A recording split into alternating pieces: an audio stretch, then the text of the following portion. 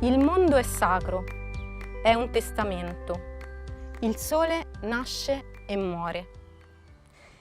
Bisogna essere rivoluzionari e rallentare, dare valore alla fragilità. E questo mi piace leggerlo perché è stato scritto in tempi non sospetti, no? Il rallentare.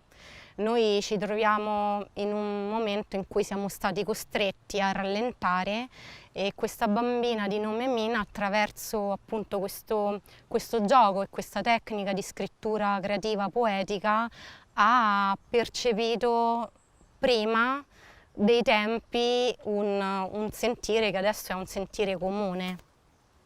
Il caviardage. Questa tecnica consiste nell'annerire delle parti di testo ritenute superflue. Lo scopo è proprio quello di far emergere e portare in evidenza quelle che sono delle parole che risuonano e che vengono unite a formare un componimento poetico. E le parole poi vengono collegate tra loro da una linea, si chiede di tracciare una linea e a me piace immaginare che questa linea per analogia sia un po' il percorso fatto dai ciclisti in cui le parole sono le tappe.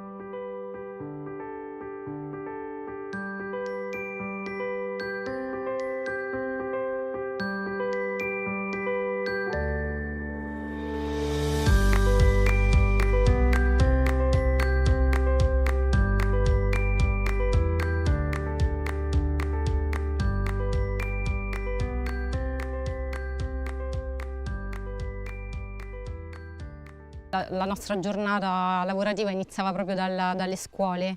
Io in particolare mi sono occupata del format per le scuole e quindi della parte, diciamo, educativa, no? di didattica, che è stata un tipo di educazione non solo formale ma anche informale, in cui i bambini e le bambine hanno potuto proprio fare esperienza, quindi un progetto che non ha toccato soltanto l'informazione e non c'è stato soltanto passaggio di conoscenze, di esperti a dei fruitori passivi, ma è stato un progetto di comunicazione, laddove infatti l'informazione è no, un passaggio da un emittente a un ricevente, la comunicazione è proprio uno scambio.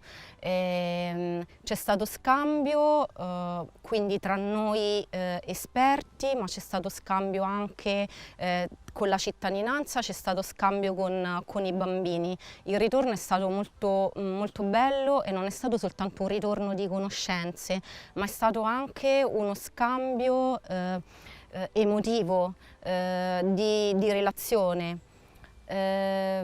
Ognuno di noi nel progetto aveva un ruolo ben preciso, però poi è stato bello perché tutti abbiamo collaborato e tutti abbiamo fatto tutto e questo ha determinato anche un ampliamento, un passaggio di competenze che sono proprio le competenze e conoscenze in azione.